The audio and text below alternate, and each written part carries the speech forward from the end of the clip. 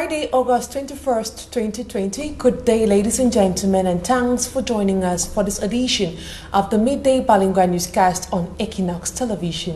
The first part of the news will be in the French language with you, Nathalie. Good day to you. Good day, Immaculate Fogwe. Mesdames et messieurs, bonjour. Merci d'honorer ce rendez-vous de l'information sur Equinox Télévision. En ouverture de ce journal, Douala sous les eaux, de fortes pluies tombées toute la nuit et même jusqu'au matin ont provoqué de graves inondations dans la capitale économique Douala. Comme vous le voyez en image, une bonne partie de la ville plongée dans les eaux, pas moyen de circuler dans une bonne partie de la capitale économique Douala depuis ce matin. Et pour cause, donc, comme vous le voyez en image, l'inondation recouvre la ville. Les eaux du fleuve également sont sorties de leur lit, notamment au niveau du pont du Vouri, inondé et bloqué par les eaux. De même, la route qui mène au port de Douala. Donc, comme vous le voyez sur ces images, des populations qui ont du mal à se mouvoir depuis ce matin. Difficile également pour les usagers de se rendre à leur lieu de travail car les eaux de pluie ont envahi les eaux de la capitale économique, les maisons, boutiques envahies par des eaux.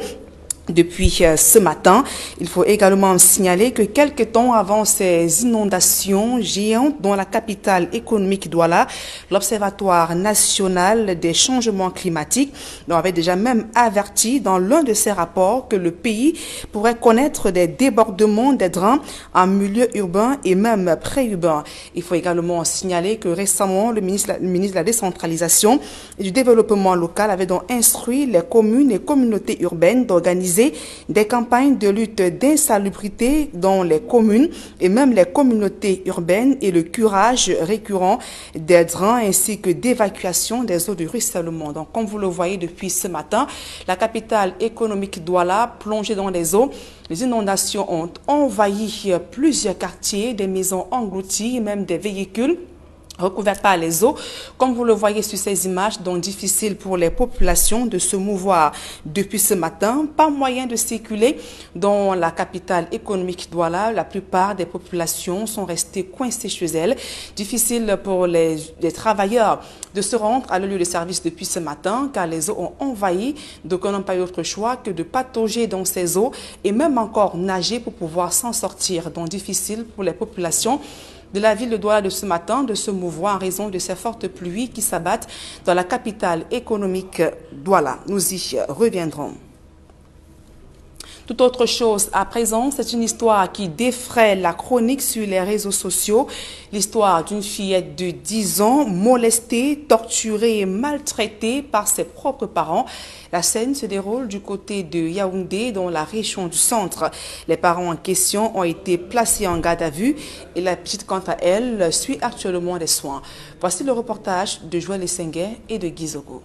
L'affaire de la petite Yahweh, âgée de 10 ans, qui selon des informations concordantes, a vécu les pires tortures de la part de ses parents pendant 6 mois pour de prétendues pratiques de sorcellerie, connaît de nouveaux développements. Sortie de cet enfer grâce à la dénonciation des voisins, la victime qui se trouve désormais dans un centre hospitalier à Yaoundé a subi de nombreux dommages. Nous avions eu connaissance de ce que la petite Yahweh était anémiée et blessée à plusieurs niveaux. Donc elle avait de graves séquelles physiques et psychologiques, donc ce qui nécessite non seulement une prise en charge de sa santé physique, mais également par la suite un accompagnement psychologique. Et je crois, après ce qui sera fait du côté de l'hôpital de district de Nkomo, il sera question qu'elle soit suivie par des spécialistes en psychologie. Ses parents, quant à eux, dont la mère, font l'objet d'une enquête en garde à vue, tandis que le père, lui, est encore en liberté. Ses parents ont été sommés de ne pas l'approcher. Sa maman serait même d'ailleurs en détention, puisque le dit couple a 4 enfants. Dont la petite Yahweh, la plus jeune, l'enfant le plus jeune est âgé d'1 an. Donc ce qui fait que c'était un peu délicat d'enfermer les 2 parents. Donc je crois, d'après des informations en notre possession, la maman serait en détention, en garde à vue. Et donc le papa s'occupe des enfants pour le moment, le temps des enquêtes.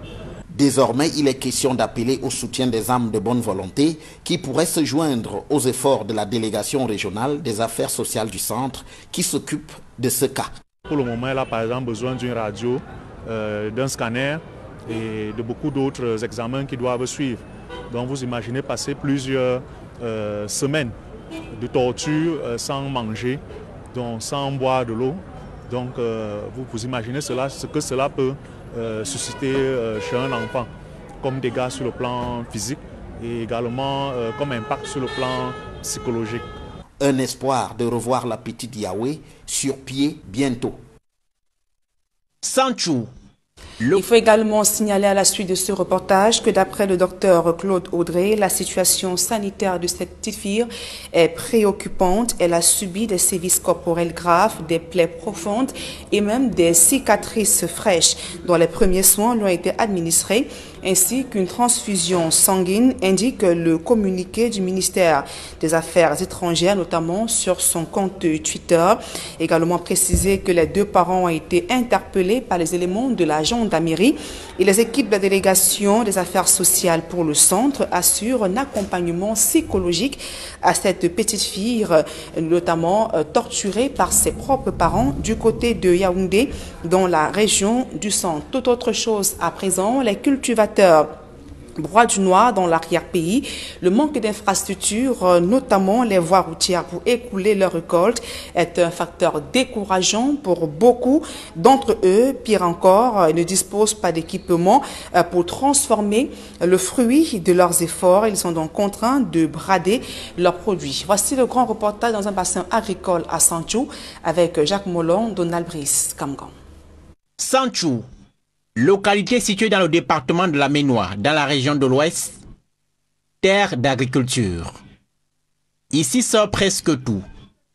Patates, manioc, plantains, tomates, etc. Mais transporter ces denrées des plantations pour la ville, une vraie misère.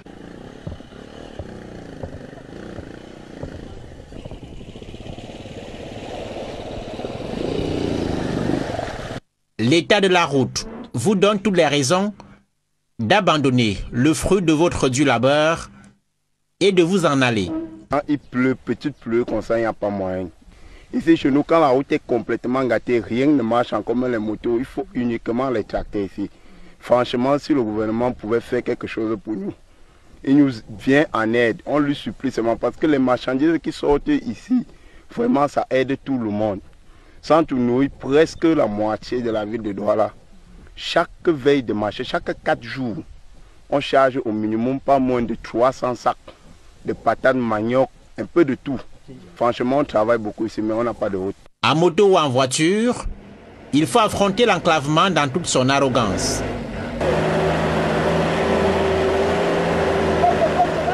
Pour sortir avec les patrons comme ça, là, il te faut chercher la moto. La moto, par exemple, comme les zones de secours. Les routes sont très mauvaises. Et pour sortir les patates là-bas, un sac de patates, on te demande au moins 2500 à 3000. Les moins lotis vont de leurs moyens. À défaut d'un camion ou d'une voiture adéquate pour affronter ces labyrinthes, les mamans ici tirent leur récolte à l'aide des porte-tout. Au bout de ce chemin de croix, nos braves dames, les voici au marché. Les prix sont dérisoires. Manioc ou patates, les sacs sont bradés aux revendeuses, aux grandes dames, des seigneurs de la terre. Le sac de manioc peut coûter à peine 3000 francs CFA, autour de 5000 francs CFA pour le sac de patates. L'une des solutions aux yeux des producteurs ici, c'est la transformation de ces récoltes. L'avantage, éviter les pertes et rentabiliser la production. Mais hélas, nous sortons le manioc ici, là. Vous voyez par exemple comme nous on souffre à faire avec la main. Si nous on pouvait avoir avec la quantité de manioc qui sont ici à Sanchou, on pourrait nous envoyer une machine qui pourrait nous transformer ça en pâte. Dans nous on le sauve plus, ça devait beaucoup nous plaire. Tu vois comme ça là, avec les mains, il y a la passoire qu'on lave dedans. Tu finis de laver dans la passoire, tu décantes l'eau et en plus de décanter l'eau, tu enlèves, tu mets dans le sac, tu passes ton temps à presser.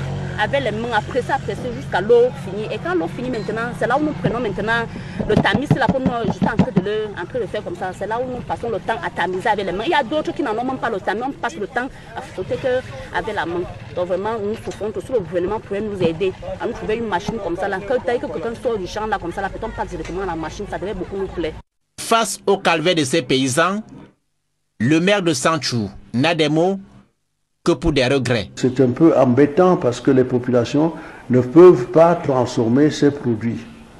Nous savons qu'il y a la farine qui peut résulter du manioc, de l'amidon, en miondon, en pâte en amidon, on n'a pas d'unité de production. L'État, évidemment, devrait faire quelque chose, mais les populations entendent et nous t'entendons vraiment, on a la main tendue. À l'état actuel, le manioc est trempé et transformé en tapioca, farine ou en d'autres fécules, mais Santchou n'attend que la prise de conscience de son vaste potentiel agricole pour exploser pour le grand bonheur de ses près d'1 million d'habitants.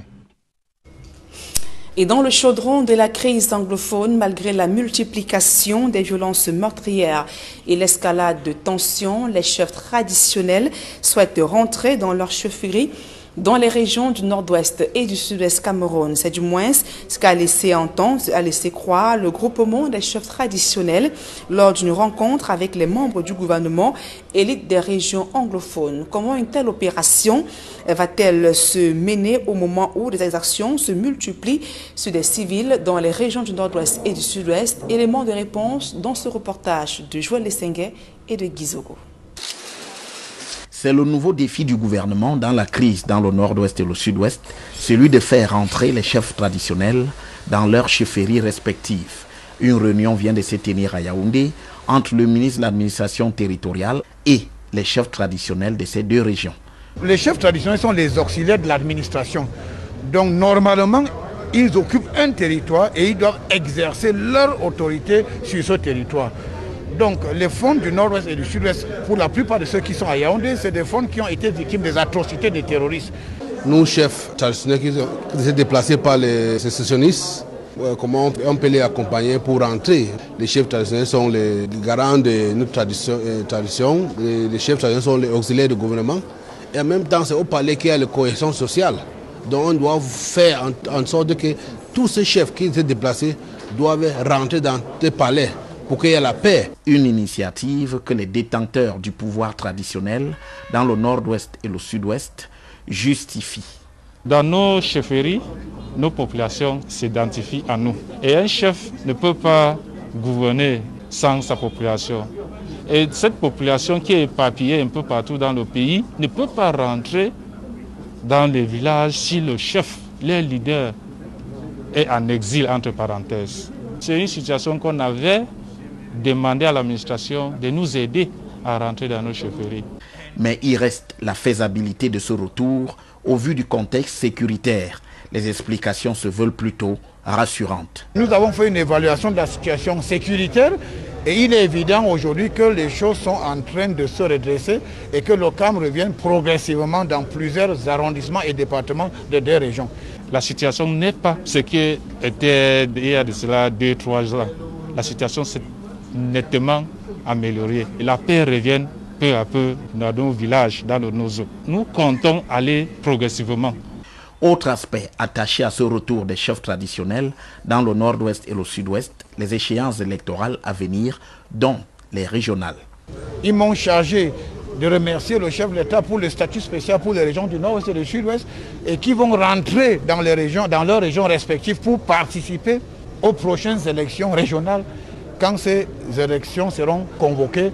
Par-dessus les autres aspects, l'ambition est aussi, selon le gouvernement, d'avoir des fêtes de fin d'année joyeuses dans les chefferies du nord-ouest et du sud-ouest. Ça fait pratiquement 3 ans que les chefs n'ont pas pu fêter Noël. Le vœu du chef du gouvernement était que l'année 2020, que chaque chef traditionnel puisse rentrer dans son village pour fêter le Nouvel An et Noël.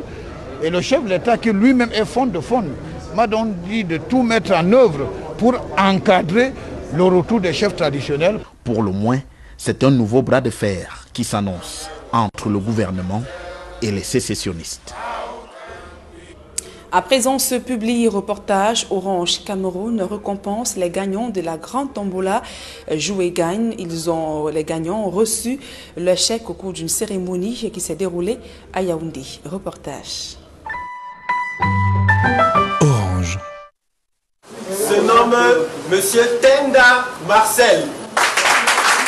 Heureux comme Marcel Tenda, qui porte fièrement son chèque, pesant pas moins de 10 millions de francs CFA. C'est le grand vainqueur du jeu Joue et Gagne, lancé par Orange Cameroun, et dont les lauréats ont reçu leur récompense à Yaoundé. Pour participer au jeu Joue et Gagne, vous envoyez un SMS, oui, tout simplement au 91 18. On va vous envoyer des questions que vous allez répondre. Et pendant les réponses à ces questions, vous avez des points que vous gagnez, ensuite que vous collectionnez, ensuite on fait un tirage au sort et à partir de ce tirage au sort, vous êtes l'heureux gagnant de 10 millions ou de 500 000 ou de 100 000. Voilà, c'est tout. Aussi simple que ça. Voilà qui a rendu Marcel Tenda multimillionnaire. Lui qui pensait juste s'amuser est aujourd'hui au devant de la scène grâce à Orange Cameroun. Sa joie et à son paroxysme. On va dire qu'on est très content d'avoir participé à un jeu et qui se concrétise aujourd'hui. Sinon, au départ, quand on le fait, on ne croit pas. Et lorsque j'ai été appelé, jusque-là, je ne croyais pas. Et aujourd'hui, je pense que c'est une réalité. Orange Cameroun a honoré ce qu'ils disent aux clients. Donc moi, je suis un client heureux d'Orange Cameroun et ça fait 20 ans. À travers le jeu Joue et Gagne, Orange Cameroun illumine la vie de ses clients les plus fidèles. Par ces temps de crise sanitaire, l'entreprise marque plus que jamais sa présence aux côtés de ses abonnés en leur offrant tout ce qu'il y a de prestigieux. Nous avons le privilège d'avoir avec nous aujourd'hui les clients qui ont accepté de faire confiance à une entreprise qui tient ses promesses. Chez Orange Cameroun, nous disons ce que nous faisons et ce que nous promettons, nous le réalisons. Les heureux récipiendaires font partie de ceux qui se sont distingués parmi leurs pairs à l'occasion des différentes animations lancées depuis le début de l'année pour permettre à nos abonnés d'aborder janvier sans redouter la janviose et envisager sereinement 2020. Au nom de la grande famille Orange, je voudrais solennellement vous exprimer notre admiration, mais aussi notre respect pour votre fidélité et votre perspicacité. La course aux millions se poursuit. Aux abonnés de tenter simplement leur chance. Le bonheur se trouvant au 91 18, code d'accès au jeu Joue et Gagne. Autant j'encourage ceux qui participent, j'invite les autres clients à suivre votre exemple en jouant à cumuler des points pour participer au tirage au sort qui leur permettra de faire eux aussi partie de la grande famille des millionnaires Orange. Les années ont passé mais l'engagement reste le même. En totale cohérence avec les visions des premiers jours et venant la confirmer, à ceux qui resteraient de sceptiques, nous disons Orange cares about you. Le slogan Orange Care About You n'a jamais aussi bien porté son nom. C'est que Orange Cameroun a pris l'engagement solennel de rapprocher ses clients de ce qui est essentiel pour eux. Et la belle aventure continue avec son lot de surprises agréables.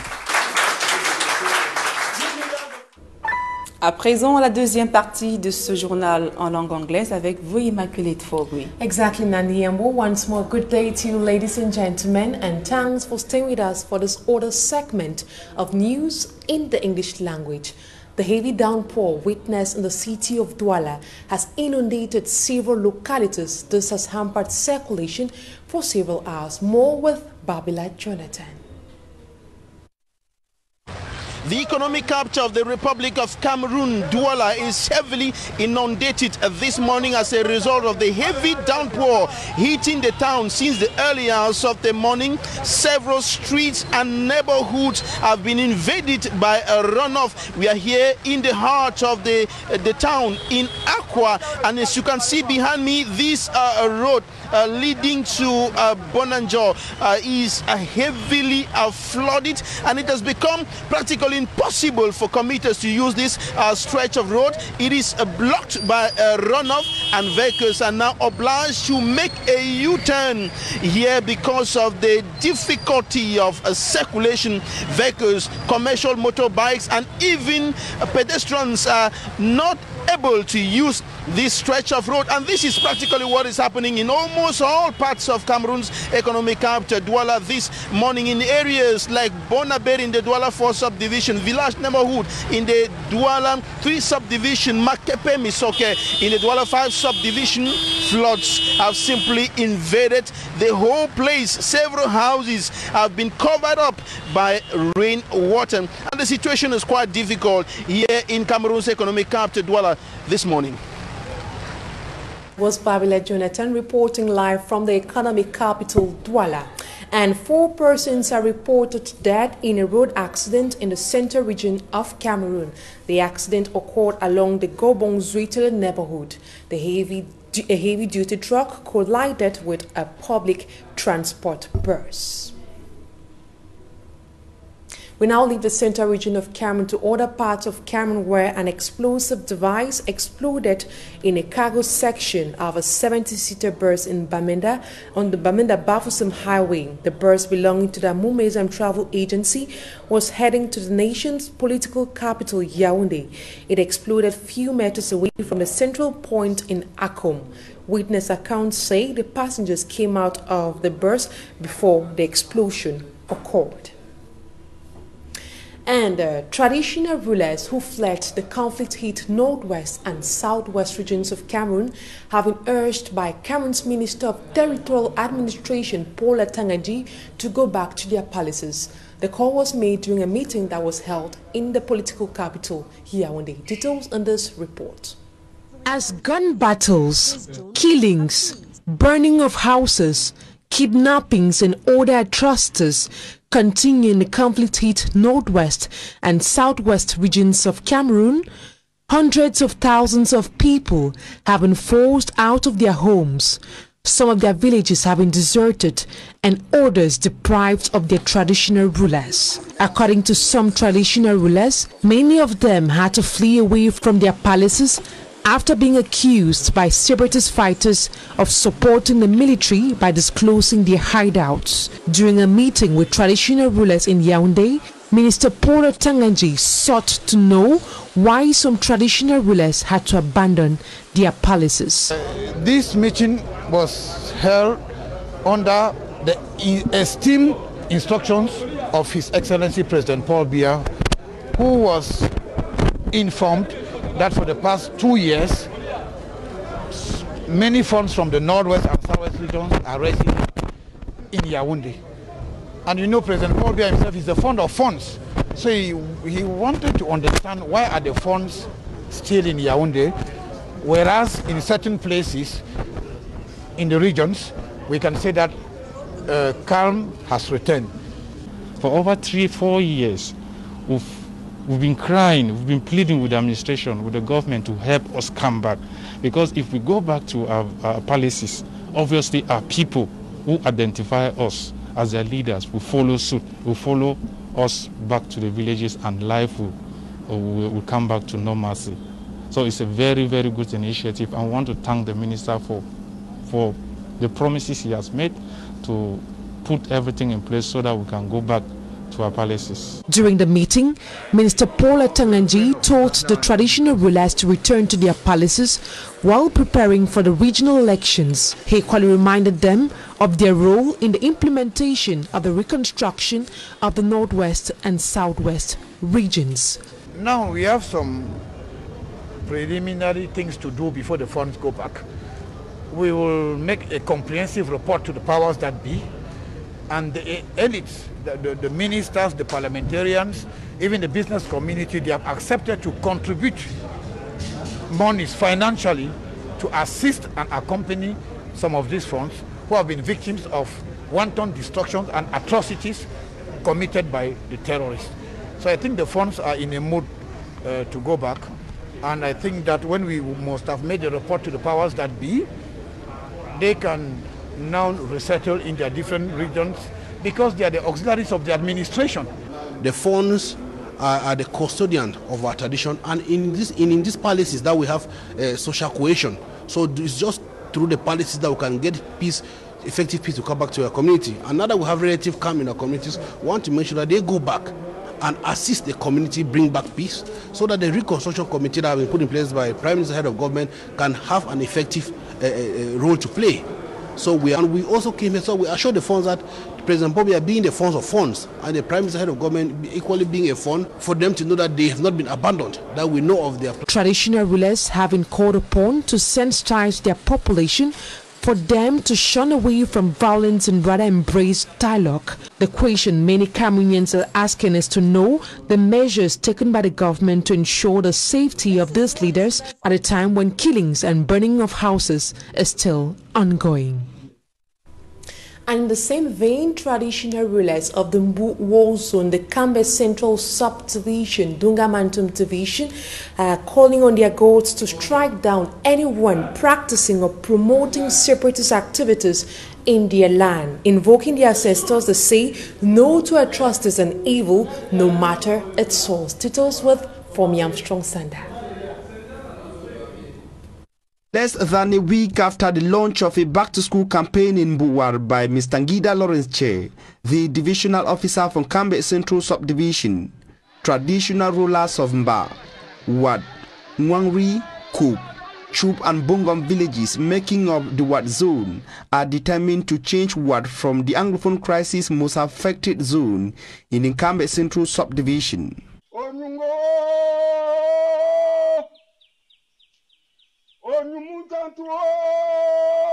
Invoking their ancestors in the Limom dialect, the traditional rulers say no to all forms of evil and atrocities in the Mbuwar zone.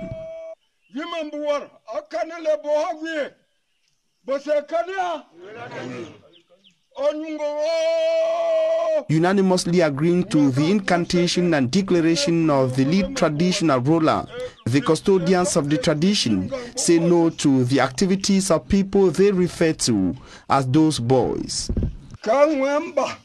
Speaking further, they say no to amber activities in Buwar and called on the gods of the land to kill anyone who will continue or bring back separatist activities in Buwar.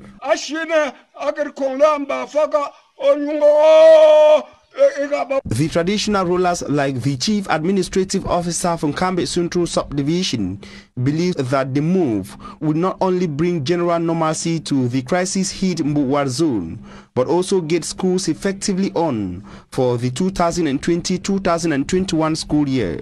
And today, the sensitization has intensified, because the traditional authorities, they have taken the relay. Today I am in the Mba village following an invitation from the funds of the Mbuwar zone. They invited me today to come to Mba Palace to partake in their meeting. We have brainstormed and we have come out with so many strategies to ensure that this school year is successful.